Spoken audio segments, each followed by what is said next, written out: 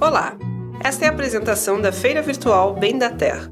Ela é responsabilidade da Associação Bem da Terra, Comércio Justo e Solidário. Nós vamos começar vendo duas faces da mesma moeda e vamos chamar esta moeda de a nossa microeconomia, com uma face insustentável e com outra sustentável. Primeiro, vamos assistir um pequeno trecho do vídeo A História das Coisas de 2007, produzido e apresentado pela norte-americana Annie Leonard.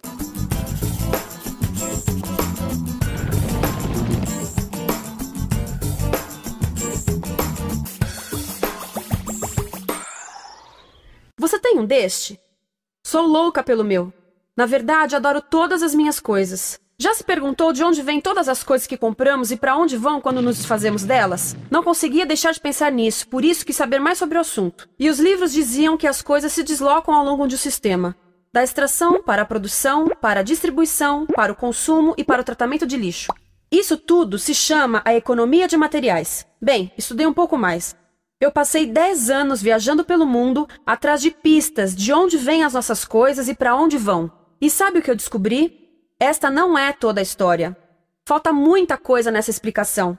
Em primeiro lugar, neste sistema parece que está tudo bem, sem problemas. Mas, na verdade, é um sistema em crise, porque trata-se de um sistema linear. E nós vivemos num planeta finito. E não se pode gerir um sistema linear num planeta finito indefinidamente. Em todas as suas etapas, este sistema interage com o mundo real. A vida real não acontece numa página em branco. Interage com sociedades, culturas, economias, o ambiente. E durante as etapas, a vida vai se chocando contra seus limites. Limites que aqui não vemos porque o diagrama está incompleto. Então, voltemos atrás para preencher alguns espaços e ver o que falta. Uma das coisas mais importantes em falta são as pessoas. A seguir, as matérias-primas seguem para a produção, aonde utilizamos energia para misturar químicos tóxicos com recursos naturais para produzir produtos contaminados com tóxicos. Há atualmente no comércio mais de 100 mil químicos sintéticos. Apenas um punhado foi testado para avaliar o seu impacto na saúde, e nenhum foi testado em relação aos impactos sinérgicos na saúde, ou seja, a interação com todos os outros químicos aos quais estamos expostos diariamente.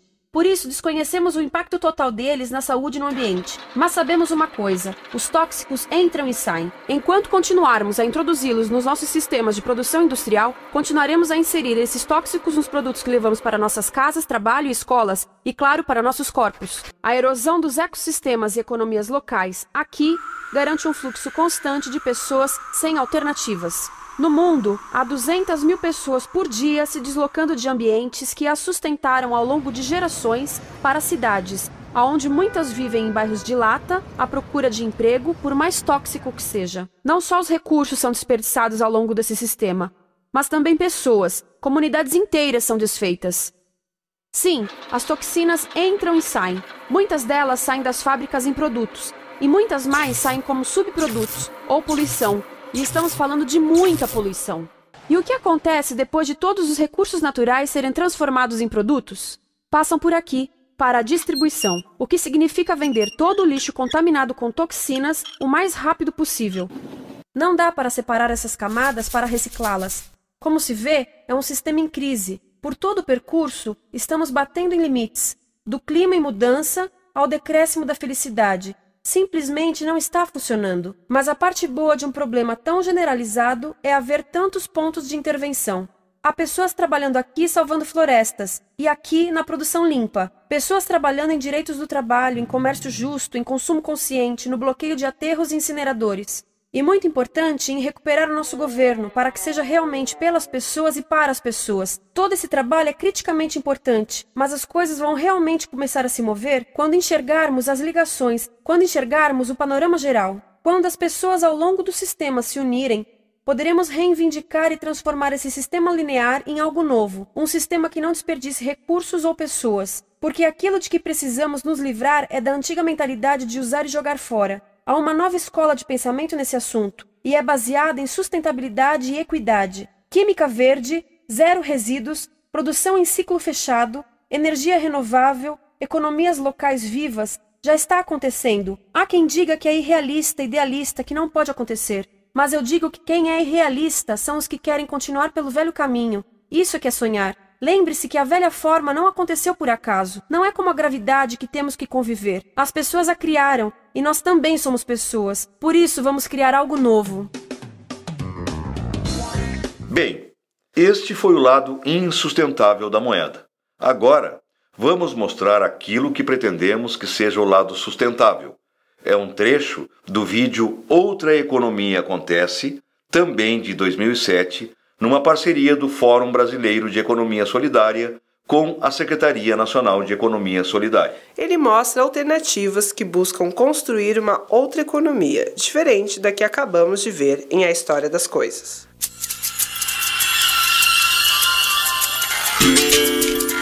Cooperação, solidariedade e democracia. Esta é a cara de uma nova economia. Uma economia com outro rosto, mais humano e também com outro nome. Com outra proposta, com outros valores. Que tenha como o centro da nossa preocupação a vida, o bem-estar e não apenas o lucro. E que produz um tipo de produto sem preço no mercado. Uma vida nova. Esta economia diferente, sem empregados nem patrões, cada vez mais se espalha pelo Brasil.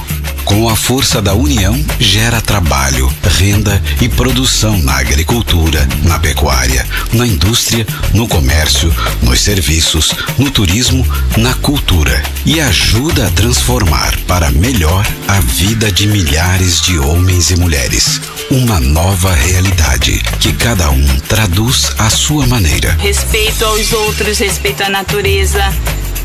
Isso é economia solidária.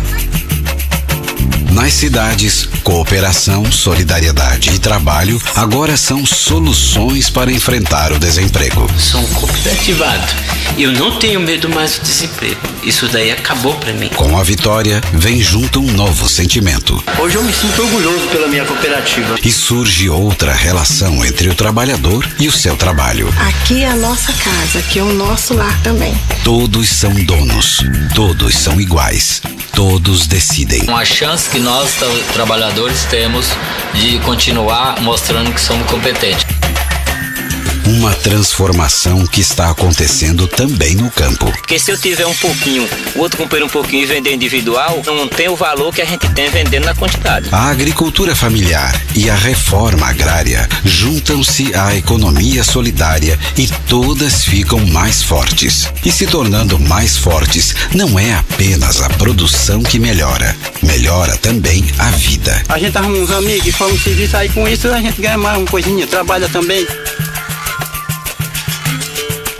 Há muitas maneiras de contar uma história como esta da economia solidária. Mas quem viu de perto tudo o que aconteceu e está acontecendo, conta melhor. Uma coisa é você contar a história, outra coisa é você viver a história. A gente viveu isso. Cada vez mais brasileiros estão fazendo e vivendo esta mesma história. Na economia solidária, a empresa vira cooperativa e o empregado vira cooperado. E os resultados aparecem. A gente está vendo aí várias experiências no país de cooperativa e empresa recuperada e que está dando certo, que está gerando emprego, que está gerando renda. Uma mudança que transforma destinos, que transforma pessoas. É um dos ambientes importantes para a prática e o aprimoramento do consumo consciente. Mas que tipo de consumo é este? O consumo consciente é uma nova sociedade que começa a surgir em função do que tem e não em função do que quer. Consumo consciente é um pacto entre cidadãos. O que produz e vende e o que compra e consome. Os consumidores que compram o produto da economia solidária, muitos já sabem a origem desse produto. É uma escolha que vai além do produto. Sempre eu penso, bom, eu preciso mesmo disso e como é que isso foi produzido, o que foi extraído para que eu tenha isso. Uma escolha de confiança. É uma coisa muito linda, se vocês não viram ainda, vocês deviam conhecer a economia solidária. Economia solidária. Como falou Annie Leonard na História das Coisas, e como mostrou também o vídeo Outra Economia Acontece, já tem muita gente trabalhando e ganhando a vida com empreendimentos econômicos preocupados em oferecer às pessoas produtos saudáveis, produzidos de forma socialmente solidária e ambientalmente sustentável. O termo sustentável indica que um determinado processo pode ser reproduzido no tempo indefinidamente, permitindo às gerações futuras o mesmo tipo de produção e consumo que temos hoje. Quando isso não é possível, trata-se então de um processo insustentável. E a economia solidária? Bem, o que define um empreendimento de economia solidária é a forma de seu funcionamento, isto é, a autogestão, quando o trabalho, os seus resultados e a gestão dos empreendimentos são compartilhados entre seus participantes. Portanto, nem todas as cooperativas ou associações de produtores são considerados empreendimentos solidários, mas muitos sim, são considerados, assim como também os chamados grupos de produção, que são informais, mas que funcionam de forma autogestionária. No mapeamento feito no Brasil em 2013, foram identificados 19.708 empreendimentos de economia solidária, com um total de 1.423.000 associados. Só no Rio Grande do Sul, são 1.696 empreendimentos e na região do Coreia do Sul foram identificados 240 empreendimentos de economia solidária, com um total de 44.449 sócios. É bastante gente, não é? Bem, e talvez você conheça vários empreendimentos desses, mesmo sem saber. Por exemplo, a T Ecológica, que funciona na Praça Coronel Pedro Osório, a Arpa Sul, que promove feira de orgânicos no mercado e na Dom Joaquim, também a Cooperativa de Reciclagem do bairro Fragete e a Feira de Economia Solidária da Associação Bem da Terra, que acontece em frente à Universidade Católica. Há vários empreendimentos de pescadores, como a Cooperativa de Pescadores Artesanais da Vila São Miguel, em Rio Grande. Há nesta região muitas cooperativas e associações vinculadas ao MST e foram listadas pelo mapeamento. Também a Cresol e a Crenor, que são as cooperativas de crédito dos agricultores familiares e dos assentados da reforma agrária, que reúnem milhares de associados. Mas não é só no Brasil. Se você for ao Uruguai ou à Argentina, se visitar o México ou o Equador, a Colômbia ou a Venezuela. Se você estiver na África do Sul, no Senegal ou mesmo em Bangladesh, na Ásia, ou se você for passear na rica Alemanha ou na Espanha, que está em crise. Bastará prestar um pouquinho de atenção e você também vai encontrar muitos empreendimentos de economia solidária. Só que toda esta outra economia que vem se desenvolvendo há décadas tem um grande problema. Esses empreendimentos, que não visam o lucro, mas sim o bem-estar das pessoas, enfrentam todo tipo de barreiras para poderem funcionar em meio à economia capitalista que decididamente não foi feita para eles. Apenas um exemplo entre muitos. As grandes redes de supermercados não comercializam produtos produzidos em pequena escala ou sem determinados tipos específicos de embalagem. E por quê? Porque o que importa ali é o volume total a ser comprado e vendido, a apresentação vistosa, a uniformidade sempre igual e o preço mais baixo possível. Aquilo que vem dentro do produto de verdade, ou a forma como ele foi produzido, ou quanto ganham os trabalhadores que os produzem, são coisas que não aparecem aos olhos do consumidor e muito menos têm importância para o supermercado. Trata-se de uma economia insustentável. E é por isto que vem se multiplicando as redes de produtores da economia solidária, assim como os empreendimentos que organizam os consumidores que desejam ter acesso a produtos produzidos de forma saudável, sustentável e solidária. Isto não é fácil, mas a Rede Bem da Terra Comércio Justo e Solidário é uma dessas iniciativas. Ela foi oficializada como uma associação em 2009 e reúne 25 empreendimentos de economia solidária da nossa região. Somados, eles articulam cerca de 350 produtores, bem como algumas entidades de apoio, como as universidades, a Radiocom e o Fórum Regional de Economia Solidária. Agora, depois de 3 anos realizando uma feira mensal e após a experiência de um ponto fixo de comercialização em Piratini, a Rede Bem da Terra prepara-se para uma nova iniciativa, a sua feira virtual. Nesta empreitada, A rede conta também com o apoio de vários sindicatos. Como sempre acontece nesses casos, a comercialização da rede Bem da Terra tem pela frente o mesmo obstáculo de sempre. Como conciliar produtos de qualidade, saudáveis e sustentáveis com preços acessíveis, quando os empreendimentos solidários têm custos de produção elevados se comparados à produção convencional? Primeiro, vamos ver isso de perto, pois os consumidores costumam perguntar por que os produtos da economia solidária e da agroecologia são mais caros. O principal problema é o chamado dilema da escala de produção. Produzir barato de forma insustentável ou produzir de forma sustentável com custos mais elevados? Vamos dar apenas um exemplo. 2 produtores quaisquer, numa história que é bem comum. São 2 agricultores familiares. Eles são vizinhos e, entre outras coisas, plantam tomates. Só que um produz de forma convencional, com fertilizantes sintéticos e agrotóxicos.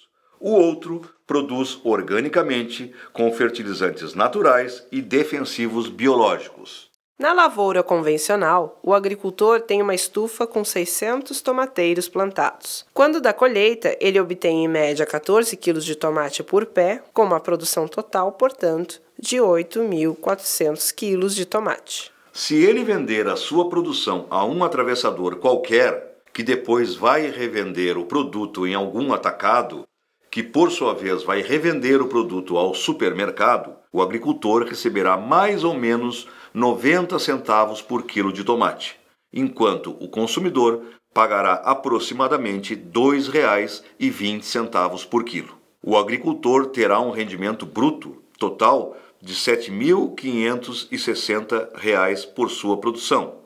Se ele contabilizar um custo de 20% da sua produção com fertilizantes e defensivos, sua renda líquida com a produção de tomates será, neste caso, de R$ 6.048. O vizinho também tem uma estufa, também com 600 tomateiros plantados, mas a sua produção é agroecológica e ele não gasta com fertilizantes e agrotóxicos, tendo um custo pequeno com insumos e orgânicos, o que reduz os seus gastos. Mas em função do tipo de cultura, ele colhe em média apenas 5 kg de tomate por tomateiro na sua estufa. No final da safra, ele terá produzido 3.000 quilos de tomate contra os 8.400 do seu vizinho. Se ele vender o seu tomate ao mesmo atravessador, que não quer nem saber se o tomate tem ou não agrotóxicos, por 90 centavos o quilo, a renda do produtor agroecológico será de R$ 2.700, contra os R$ 6.000 do outro produtor, sendo que o consumidor, no fim das contas, pagará o mesmo preço pelo tomate no supermercado, onde, neste caso, eles estarão todos misturados. Assim, o atravessador lucra, o atacado lucra, o supermercado lucra. O produtor convencional ganha 2 vezes mais que o produtor agroecológico e o consumidor compra tomates aparentemente baratos e cheios de agrotóxicos. E olhe que estamos falando apenas de agricultura familiar, porque com as grandes fazendas, com muito capital, com produção mecanizada, uso intensivo de fertilizantes e agrotóxicos, esquemas de escoamento próprio, etc., a diferença é ainda maior. Então, a saída dos produtores agroecológicos foi se organizar solidariamente e comercializar diretamente junto aos consumidores através de feiras. Mesmo assim, o custo de tempo e trabalho, neste caso, é muito elevado. Os consumidores, por outro lado, se querem que exista tomate agroecológico, precisam compreender que os preços praticados devem estimular a produção. Caso contrário, só haverá tomates com veneno na nossa mesa. Nessa alternativa que estamos propondo, o consumidor gasta um pouco mais, mas recebe o produto saudável e que não degrada a natureza para ser produzido. E é um preço bem menor que o preço do tomate agroecológico do supermercado. Mas veja bem, este processo só pode ocorrer se, de alguma forma, se estabelecer um pacto entre as duas partes, entre produtores que produzem e vendem de forma articulada e entre os consumidores que compram e consomem também de forma organizada. É por isso que nos últimos anos se multiplicaram os coletivos de consumo no Brasil. E a Rede Bem da Terra, aqui em Pelotas, decidiu apostar nessa articulação nesse pacto direto entre produtores e consumidores. Para isto, precisamos estimular a formação de coletivos de consumidores que permitam aos produtores da economia solidária uma demanda organizada em que se possa estabelecer um diálogo com os representantes de um lado e outro, achando alternativas para um comércio justo e solidário. O modelo proposto é o mesmo experimentado em outros coletivos de consumo pelo Brasil afora e que funciona em ciclos semanais através de 6 passos que vamos falar a seguir. Primeiro passo. Os produtores organizados em empreendimentos de produção solidária, urbanos e rurais, ofertam produtos na internet através de uma plataforma virtual abrigada no portal Cirandas, que é mantido pelo Fórum Brasileiro de Economia Solidária. A oferta dos produtores de Pelotas será complementada com produtos da economia solidária de outras regiões do Rio Grande do Sul, do Brasil e do Mercosul, que não existem aqui, produzidos desta maneira. Por exemplo, erva mate, açúcar, café, azeite de oliva e outros. Segundo passo. Os consumidores deverão se organizar previamente em núcleos de consumo, com 10 a 20 pessoas, e podem fazê-lo no seu local de trabalho, na sua vizinhança, na sua comunidade religiosa, na sua escola, enfim, da maneira que preferirem. Os núcleos servirão apenas para organizar o processo e o diálogo com os produtores, pois as compras serão feitas individualmente. Os consumidores vão realizar seus pedidos através da plataforma na internet todas as semanas. Os pedidos poderão ser feitos entre segunda e quinta-feira, por exemplo, e cada consumidor assumirá o compromisso de comprar na feira virtual ao menos R$ 60 a cada mês, podendo este total ser diluído ao longo das 4 semanas do mês. Terceiro passo. Na quinta-feira à noite, a rede de apoio e assessoria vai informar aos produtores as quantidades que lhes correspondem, em função dos pedidos feitos. Para os produtos importados de outras regiões, a rede Bem da Terra terá estoques provisionados. Quarto passo. Na sexta-feira, os produtores locais vão entregar seus produtos na central de distribuição, onde haverá alguém da rede para receber. Os produtos da área rural terão de ser recolhidos por um transporte contratado para isso. Quinto passo. Todo sábado pela manhã haverá um pequeno mutirão formado por alguns produtores, consumidores e a equipe de assessoramento. O mutirão vai separar os pedidos em caixas específicas para cada consumidor. As equipes de mutirão funcionarão em sistema de rodízio, com cada núcleo disponibilizando um de seus membros a cada sábado, de forma previamente combinada. Desta forma, num núcleo com 15 pessoas, por exemplo, cada membro vai participar do mutirão apenas uma vez a cada 15 semanas, cerca de 3 vezes por ano.